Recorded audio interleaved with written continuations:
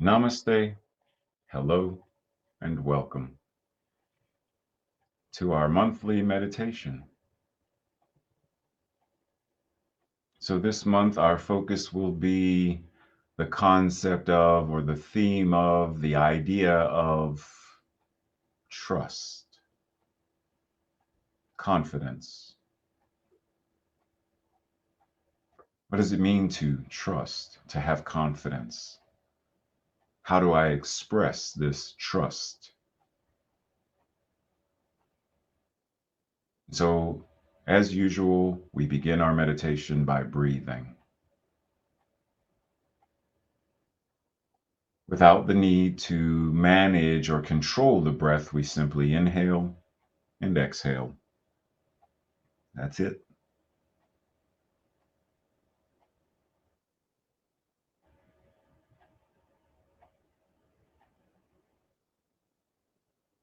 While we are breathing, we notice our body.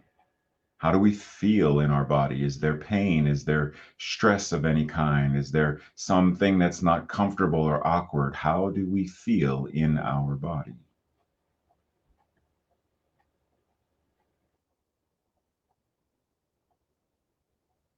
Same for our mind. Do we have any thoughts that are running in the background? Maybe there's one thought that keeps popping up and it's a nagging thought. Simply notice it and breathe.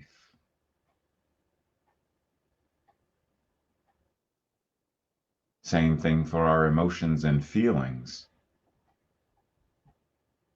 Maybe we are feeling the angst of, the pain of something emotional. Simply notice it. The frustration, the anger. Simply notice it. Try to get rid of it in any way. Simply notice it and breathe. We don't have to ignore any of the thoughts, ignore any of the emotions or feelings, or ignore any of our bodily sensations. We inhale, we exhale. We let our consciousness be present to our bodies, be present to our thoughts, be present to our emotions and feelings. Be present, as simple as that, and breathe.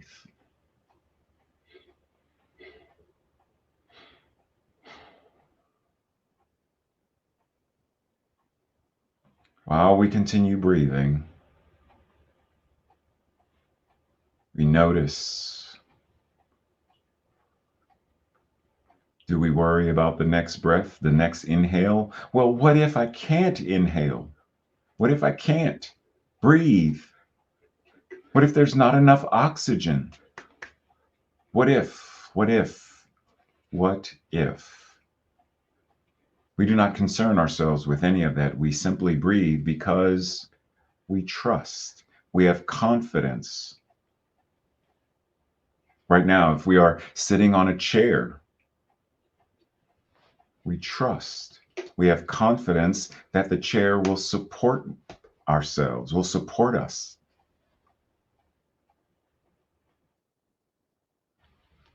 We go to the kitchen for water at the faucet. I trust that water will flow. It will. I trust. I have confidence that the stove, when turned on, there will be fire, there will be heat. I trust. I trust tomorrow's sunrise. It will happen. I don't question it. I don't doubt it. I don't have to worry about it. I don't have to be concerned about what if. What if? Breathe and trust.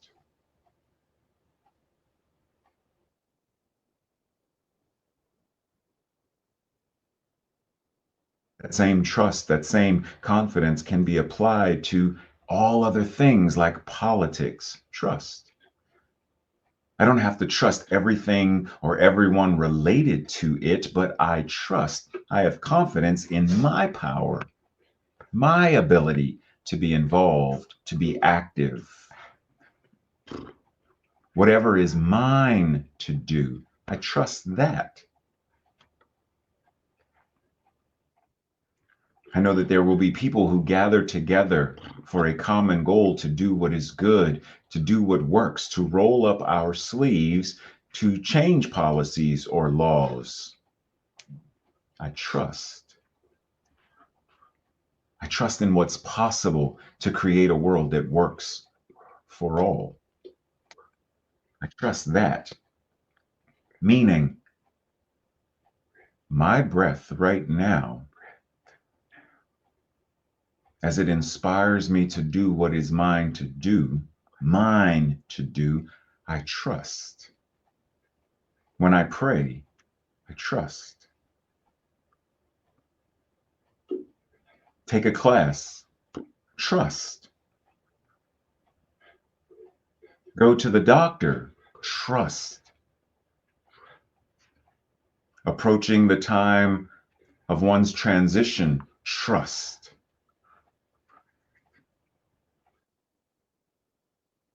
This trust, this confidence, we can apply to any number of things, any situations, any experiences. Trust. Breathe.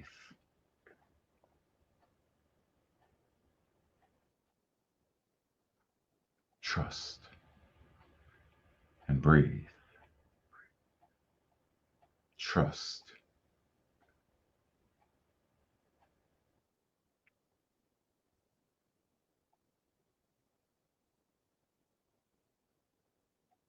So for the next several moments, we will simply continue to breathe, reminding ourselves that we already have the trust, we already have the confidence, it is already ours, and that we can apply this trust and confidence in a manner that we decide and we choose ourselves. Trust.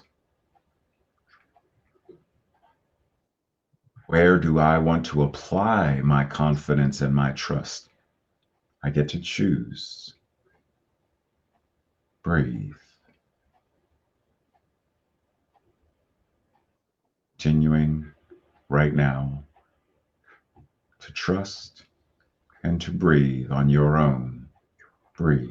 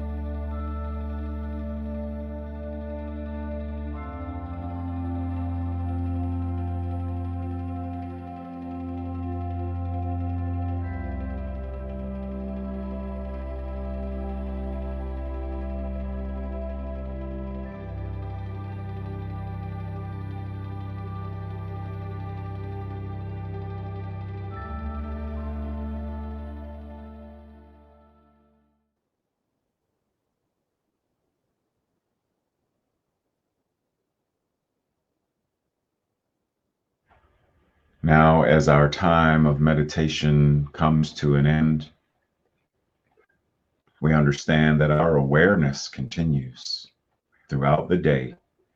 Our trust and confidence continues throughout the day. Our what is mine to do continues throughout the rest of the day.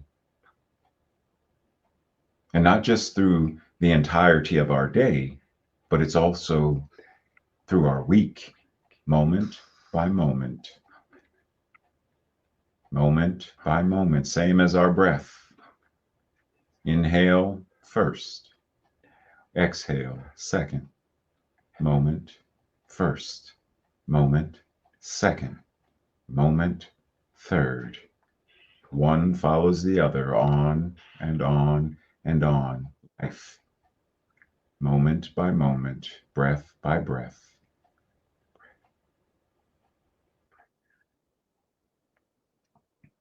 So now we approach the time to reacquaint ourselves and open our eyes and our minds for today's Sunday message, the lesson. So we open our hearts to receive. We open our minds to receive. We open our consciousness to receive, to improve, to elevate, to enlighten. And we breathe. Amen. Ashe. And so it is. Much love. Namaste.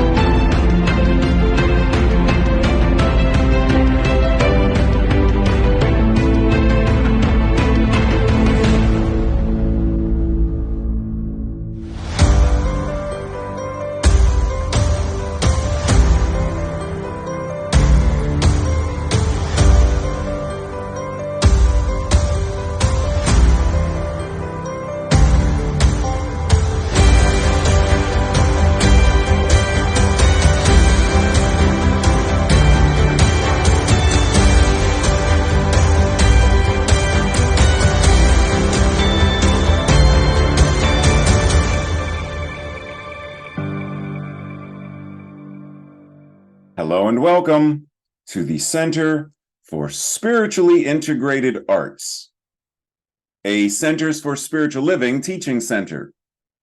I am Reverend Dr. Raymont Anderson. I am the founder and the spiritual director.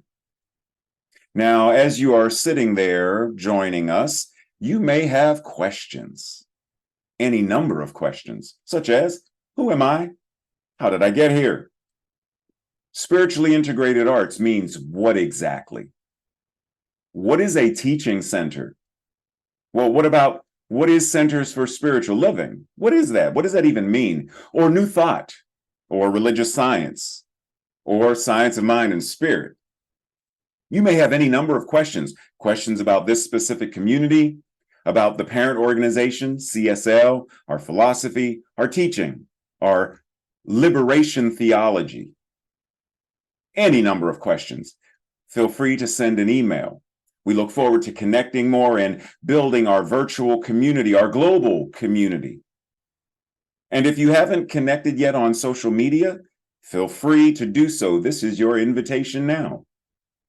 Also, did you know that all of our Sunday messages are archived on our YouTube channel? You can watch it anytime. Now, questions about anything, such as becoming a member. What does that mean? What does membership entail?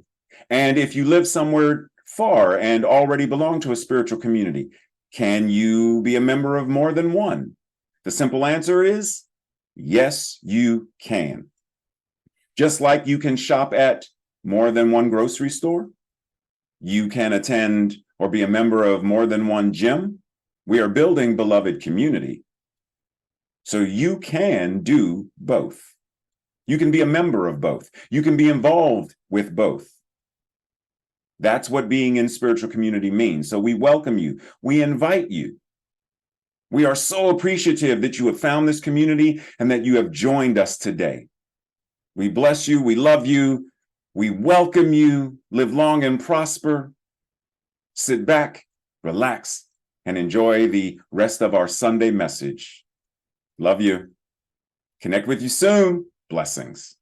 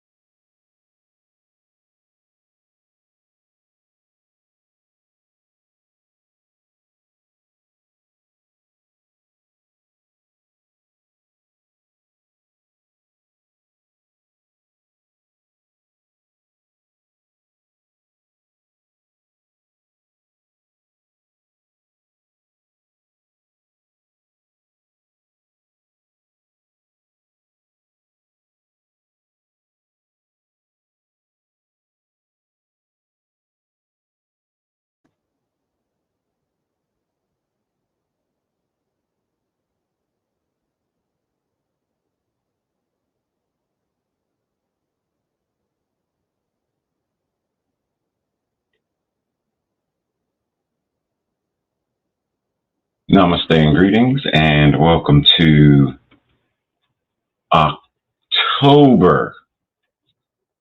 You said it's October. It's already October. What? Okay, so welcome to the month of October here at the Center for Spiritually Integrated Arts. This month, our theme, Power to the People. Today's talk in specific, the power within, or power within. The theme for the month has to do with a grand rising with power which begins within and as each of us. As we do our inner work to create greater and more effective relationships, that which is the power and the presence of the all that is, showing up in, through, and as us, supports all of these endeavors, supports all that we are in all that we do.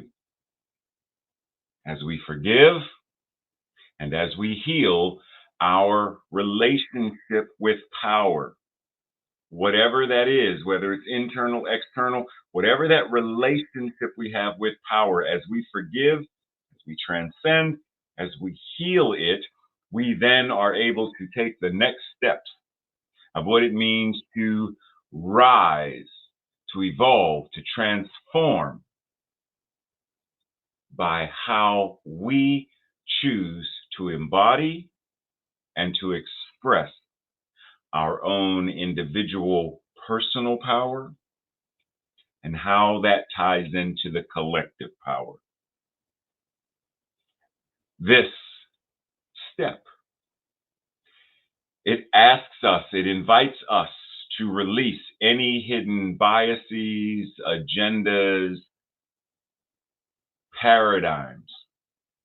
We begin to embody and express in such a way that our power is demonstrated in an authentic manner, demonstrated with integrity. This power that we are, this power that we embody, this power that we are, is now expressed in this manner, which continues to support, to nurture, to attract that which is around us in our experience, people around us in our frame of reference. It attracts, it supports, it nourishes all of these relationships in all of these ways that we show up, which then shows up as when two and more are gathered in the nature of the divine for this cause, whatever that may be. Effective legislation regarding climate change, regarding green spaces, regarding effective gun ownership, reflected in our education, reflected in our politics, whatever the causes may be, when we show up as the embodiment and as the expression of this power, then it must also show up wherever we are and in whatever we do. So coming together in our true and authentic life-affirming power, it then multiplies that which we can do because it is a more aligned demonstration of who we are being. And in so doing, there is a magnificent difference that we are now able to make in the world, a difference for good that we are now able to make in the world. Individually, within our families, within our neighborhoods, within our community, and further and further and further to expand, further and further and further to express, further and further and further to evolve as we express our power, which in essence means we are expressing God. The power within. For many of us, power can be a triggering word. Why? Because for many of us, power Based upon our own individual experiences, we have a very different relationship with power. For someone who is female, it is very easy to identify that word power within a male dominated, toxic, patriarchal society. For someone who is a person of color, power in a white supremacist culture, and for someone who is LGBTQ in a heteronormative, it is very easy to be triggered by this word power. And yet, through the process of healing and addressing it, we can reduce how we are triggered. As we do our own individual work and as we do our collective work to create more life affirming awareness, more life affirming relationship with our own individual personal power, as well as that of the collective, then we are able to lessen how we are triggered and expand in how we show up as the demonstration of life affirming power. So we begin this process by looking at our own, discovering our own beliefs and ideas around power, our experiences around this idea of power. And as we acknowledge, as we forgive, as we bring compassion to ourselves, to others, as we bring our spiritual practices, our mental health practices, etc., as we bring all of our tools, everything into this space, we actually begin to heal our relationship with power, our relationship to power, by reclaiming what it means to be aligned with, embodying, and expressing true power as the divine beings that we are. Healing our relationship with power creates a stronger foundation for us to use, to stand on, to act from as we embody and as we express our power. And the safer we are with ourselves and our power, the safer we are with others and the safer they are with us. Breathe.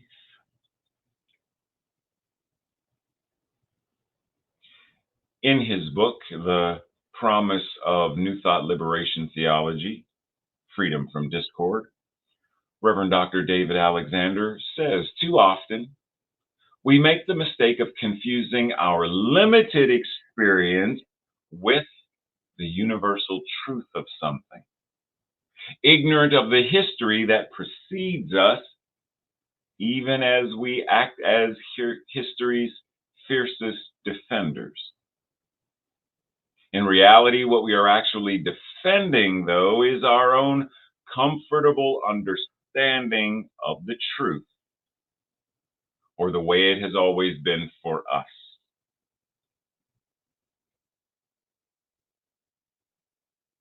How does this tie into this idea of power? The idea that says, well, why should women vote?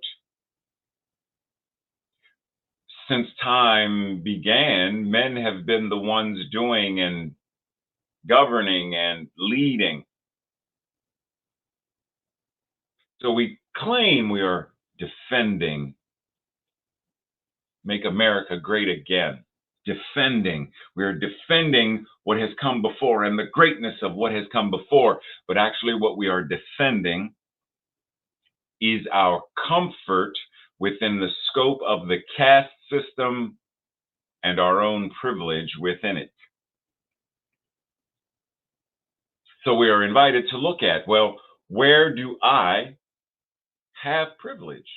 Do I have privilege as a man? Do I have privilege as a cisgender man? Do I have privilege as a cisgender man who has a college education? Follow what I'm saying. There are all kinds of ways that privilege shows up. And it's easy to think we are defending standard, we are defending history, we are defending whatever that is, a belief system regarding a religion, a belief system regarding whatever ethics, whatever it is. We believe, we have convinced ourselves, but actually what we are doing is defending privilege.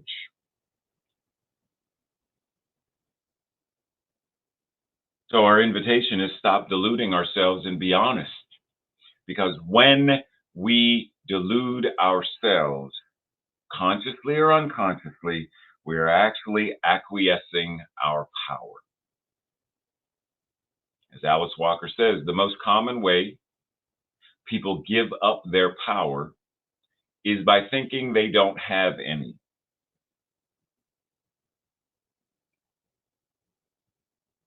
So it's very easy for someone, because of, well, this is the way things have always been. And within this, I don't have power as a woman, as a gay person, as a child, a teenager, as an uneducated, an unhoused, former addict or current addict, et cetera, et cetera. I can't change the country. Who am I to think I can? That's why my vote doesn't count. It doesn't matter if I vote or not. The most common way that people give up, surrender, release their power is by thinking, believing, by being convinced that they don't have any. Very often in New Thought, but specifically I hear it most often in CSL, we are not bound by precedent, but by principle. It matters far less what happened in the past in terms of determining our course of action moving forward. In other words, in the past, there may have been an addiction. Does that mean the addiction has to be current or continue into the future simply because there was a time when? It doesn't change the fact, but we are also not bound to live based upon that fact. So reclaiming our power in the present and saying, what is the most equitable way that we can show up? What is the most justice aligned way that we can show up? What is the most life affirming way that we can show up?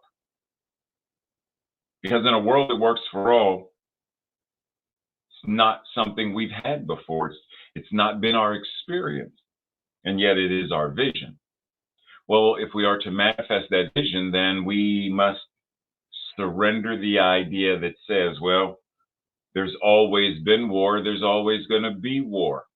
That means we are surrendering or acquiescing our power. We are saying we are powerless to change the trajectory. We are powerless to create a new vision because of what the old vision was. So we're talking about this thing called power. Power to the people. Power within. There is only one power and presence, God the good, omnipotent. What is power, though? Now, there are many ways of expressing or defining power. And so I invite you, as I have in the past, to look it up and go through some of the ways that we use this word to express any number of things, because there's a lot of them. Some of them life affirming, some of them not.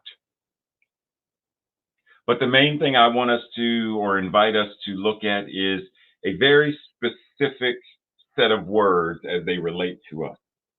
Power, meaning your ability, your capacity, your capability, your potential, potentiality in general, your competency, skill, your influence, your impact, mastery, energy, and life. Specifically, we are going to explore power in terms of these words. So when Dr. Holmes says there is something which waits, does it actually wait though? But linguistic convenience. There is something which waits on our recognition to spring into being, bringing with it all the power, capital P, in the capital U universe.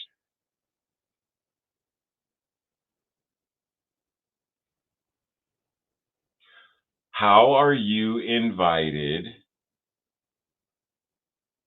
to embody, to make use of, to be aware of this power that is incarnating as you? What is your invitation? In the same way that one could look at, well, let's go here. How well do you know Chinese? Do you know this word? Anybody? You know this word? Do you know it now? Still no. Oh, okay. A couple of you. Okay. Well, what about now? More than likely, you know it now. And if not, I'd be 99% sure you know it now. But what is this? We know these words, but what is it? We have a certain idea of what it looks like, what it means. But what is this representing in terms of power? Well, in order to understand that, we are invited to really take a deeper look, because, in the newer version of The Karate Kid starring Jackie Chan and Jaden Smith, Jackie Chan's character, Mr. Han, tells Jaden Smith's character, Dre, talking to him about chi. And he describes it as eternal energy and the essence of life. The essence of life that moves within us and gives us power from within. Mr. Han tells Dre, empty your mind in order to connect with these internal energies. And then Dre compares chi to the Force from Star Wars. Empty your mind, in other words, do not let your preconceived idea of what power is block you from accessing your true power. If you think power is only for the strong, the big buff man with the big muscles, then Tai Chi is going to be of no use to you. Utilizing Chi is going to be of no use to you, because your consciousness or idea about Chi, about this thing, well, it's a pretty way of, it's like dance. And yet Tai Chi cultivates eternal energy. It cultivates and nurtures, it builds this energy, which is the essence of all life, which moves in us, or as Yoda said, for my ally is the Force, and a powerful ally it is.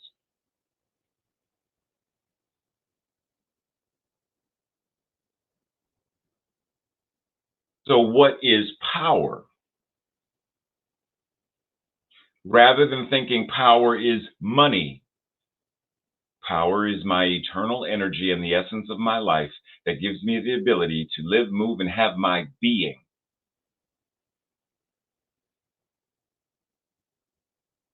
Rather than thinking power is about prestige or symbol, position of authority, power is my eternal energy, the embodiment of my eternal energy and the essence of life itself, which gives me the ability to live, move, and have my beingness as a divine incarnation of God.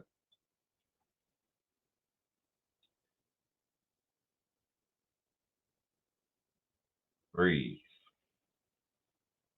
Now, Chi isn't relegated solely to Tai Chi Chuan.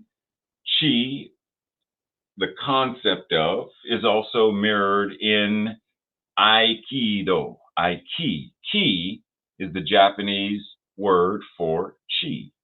Chi is the Chinese word for ki. Ki, what is that? Well, it means the same thing. So in Aikido, I means harmony or balance with. Ki, chi, is energy, life. And do, the way of or the path of. So Aikido is the way of balancing and being in harmony with the energy of life. So when we talk about your power within, we are talking about your divine energy. We are talking about your life itself. There is only one life, and that life is God. So what if your practice of Aikido is the way of balancing and being in harmony with that which God is as me? What does it now mean to live this truth?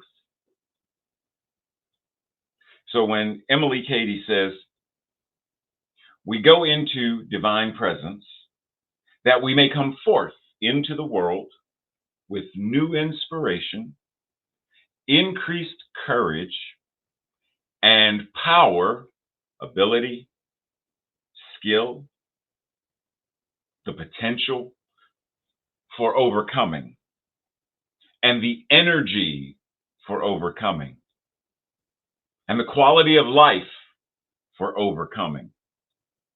But when we talk about overcoming, it's not the idea of dominating to overcome. What we are actually talking about is evolving and transforming.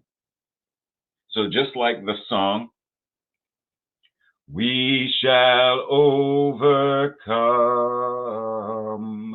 we shall overcome, we shall overcome one day or someday. We shall overcome. Overcome what, though? We shall overcome racism. We shall overcome sexism, gender bias,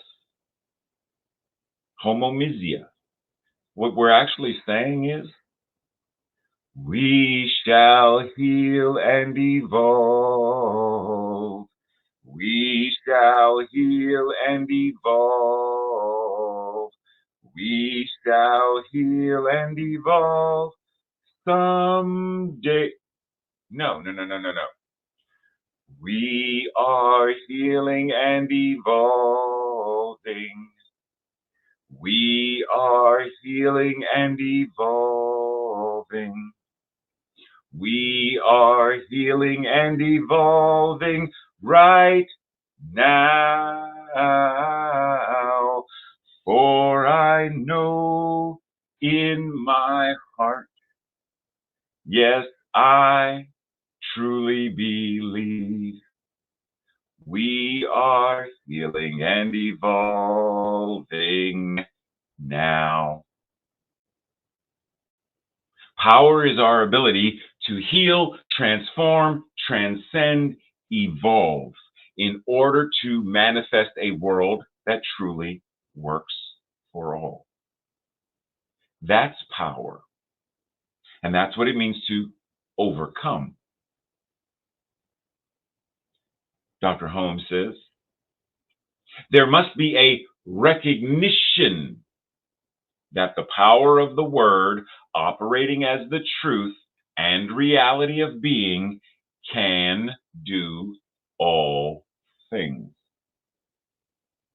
There must be a recognition that the power of the word, well, that's the word. What when you say the word, now normally when we say this, people think it's word, what you say, what you write, what you sign, that word is that expression. And I want to push us to say it's actually more than that. In the Judeo-Christian Bible, in John chapter 1, verse 1, in the beginning was the Word, and the Word, note these are capital W's, and the Word was with God, and the Word was God. Well, if God is all there is, a circle, circumference, nowhere, center, everywhere, which includes you, then does that not mean that this idea, the Word was God, also must mean that your word is that same word, and that you must also be the embodiment and expression that is the word, right? Because there's nothing else. So you are the word that was or is God. You are the divine expression of that same power and that same presence. So word is not simply what you say, word is who you are being. Word is how you show up as the embodiment and the expression of the divine. And what you say is merely one way that that is expressed. How you are being is stewarding the power of the word. Your behavior is a demonstration of how you are stewarding the power of the word.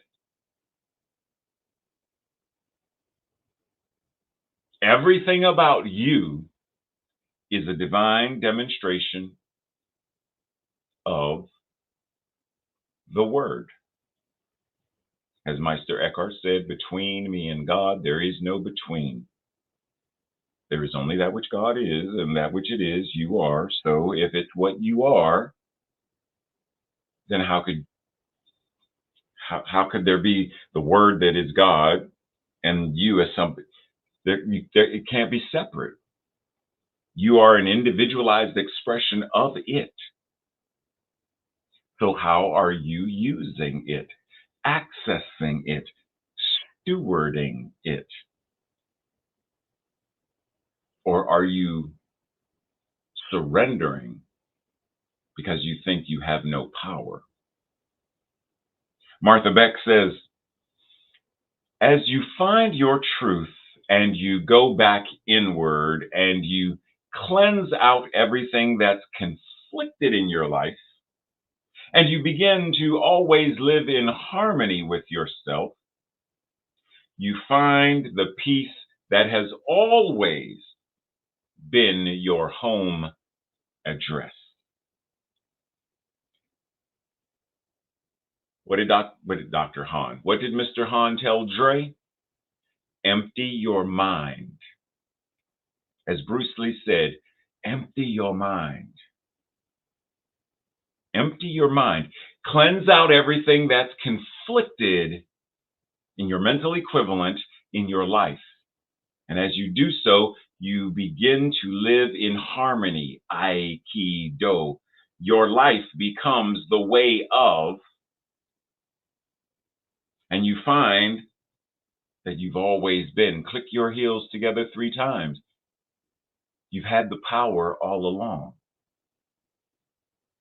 But in order to do this, you have to know what's conflicted. You have to know the clutter of your mind, the clutter of your heart, the clutter of your being, the clutter of your relationships. You have to be able to identify it. Whatever it is you are seeking to overcome, you have to be able to identify it. So many of us become so comfortable in the clutter that we become immobilized. But our invitation is identify the clutter, which means we have to be able to discern keep, not to keep, not to keep, throw away, give away. Because if I'm throwing it away, then I deem that it has no value for anything. Give it away, then I have an understanding that, well, this can still be used in some way, shape, or form, but not here and not now. How do we discern all of our non-life affirming beliefs, non-life affirming ideas, the baggage, the judgments, the criticisms, the low self-worth, all of that? How do we identify it to then be able to clear it out, cleanse it out,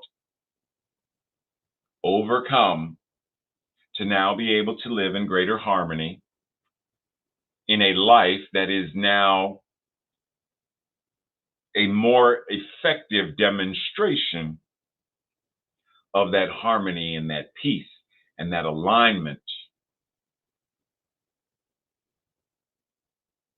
So are we willing to look within and without? Look at our relationships in order to cleanse, to purify, to declutter, deconstruct whatever we need to in order to realize and express harmony and that sense of peace that says, I am that I am ever becoming more of the truth of my being.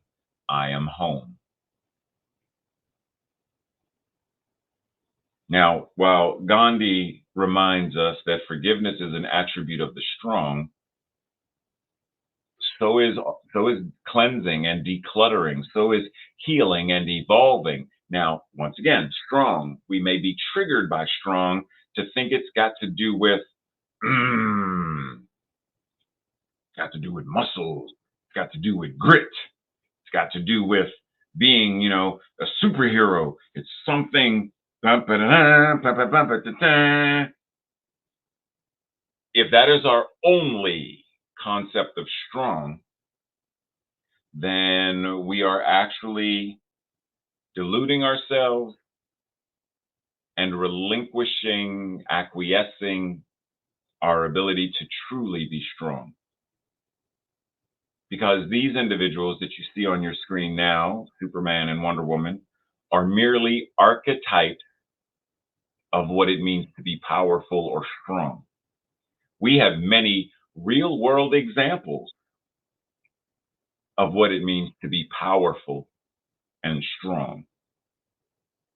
And not just them, because the fact that we can identify it in them means that on some level we must have it within us. And if we have it within us, then our invitation is to use it. Our invitation is to recognize it. Our invitation is to embody it, to make it a way of life.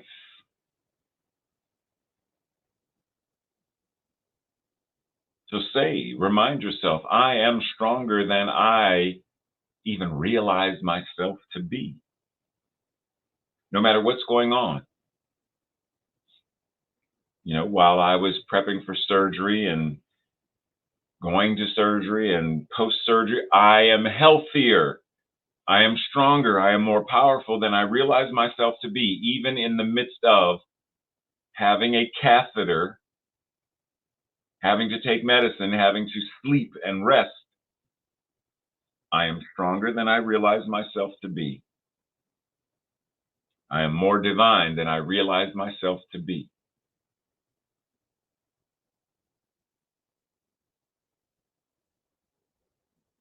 Breathe. Because if we are not going to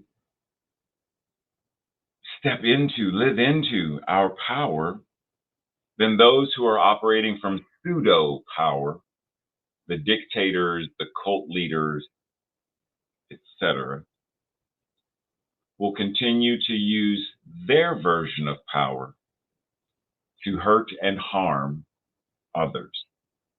The entire caste system must be eradicated for a more equitable and just system of living and governing and showing up to take its place. Living as a way of life that uses all the science of mind and spirit offers is also a method. It is also the practice of, it is also the way of living a New Thought liberation theology. When we do this, then New Thought as a liberation theology becomes a way of life.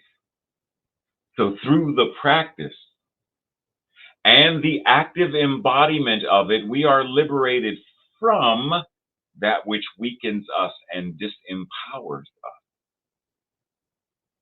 And we are liberated to greater forms of power that enable us to change the world. This liberation occurs individually and collectively. So you may also recall last month when I shared that radio intro from Dr. Holmes when he says, there is a power for good in the universe, greater than you are, and you can use it. And so I remind you of the remix. There is a power that is infinite goodness, and it is expressing itself in, through, and as the universe. What it is both what you are, and it is greater than you are. And you have already been using it. You are using it right now. And most importantly, you can choose to use it, to access it, to embody it, to express it consciously in a life-affirming way. Breathe. This week's affirmation declaration, I will say it first, and if it resonates with you and you agree, then say it with me the second time around. I consciously connect with my source of power, which incarnates itself as me. Together. I consciously connect with my source of power, which incarnates itself as me. So it is. This week's journal questions, self-reflective questions, and Thursday night study group questions. Is it power that triggers me, or how power is used? What's the difference? Give examples of power that is used in a certain way that is triggering in non-life affirming ways. Just so we're clear, this is what it is, and let's clarify. What are some examples of how power is used in non-life affirming ways and how that triggers? Number 2, who do I know that seems to have a handle on power? They have a good embodiment of power. And what gives me that feeling? What is it that I am seeing, sensing, feeling that gives me the awareness or the sensation, whatnot, that they have a good grasp of, an effective stewardship of power? Number 3, what are the qualities of a healthy relationship with power? How healthy is my relationship with power? Ask yourself. Number 4, In what ways or at what times do I surrender my power to others in both non life affirming ways and in life affirming ways? Is it possible to surrender my power, quote unquote, in life affirming ways? If so, think about it. If you don't think so, well, jot that down, discuss it. Why am I even asking that question? And lastly, in what ways do I demonstrate my power? And in what ways can I cultivate my power? Breathe it in as we enter into that space of absolute knowing that we refer to as prayer. Simply breathing and knowing that the all that is, that which is called by many names, is incarnating itself as each one of us right now. That means the power that God is, not the power that God has, the power that God is my power now. Because what it is, I must be. And what is true for me must be true for everyone watching right now. The power that is the all that is each person's power as well.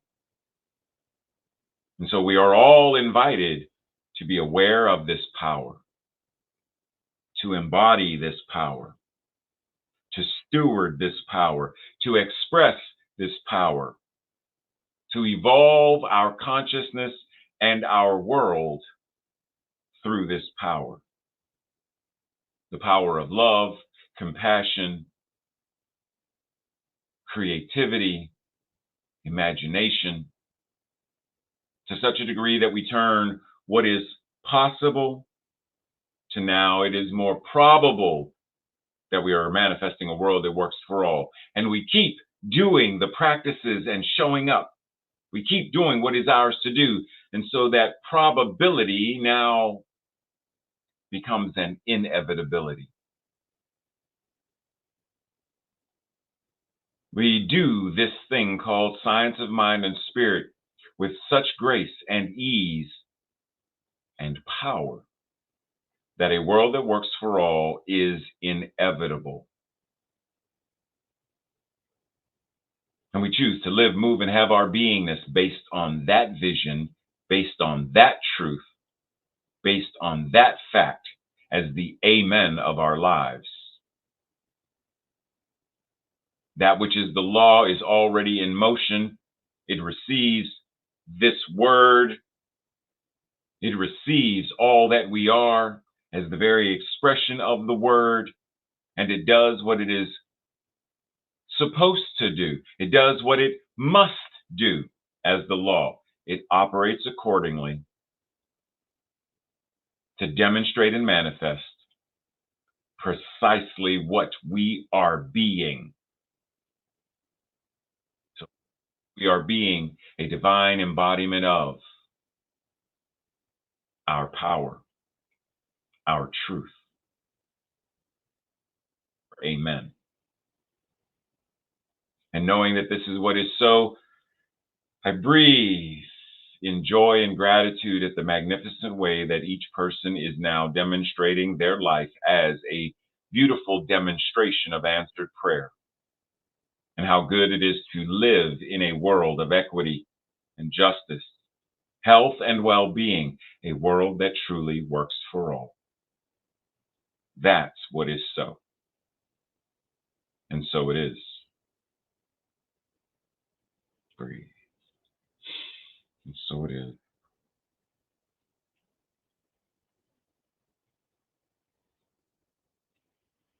Namaste and blessings. Make sure you check in the chat to see if we are in fact gathering today at the time of this recording.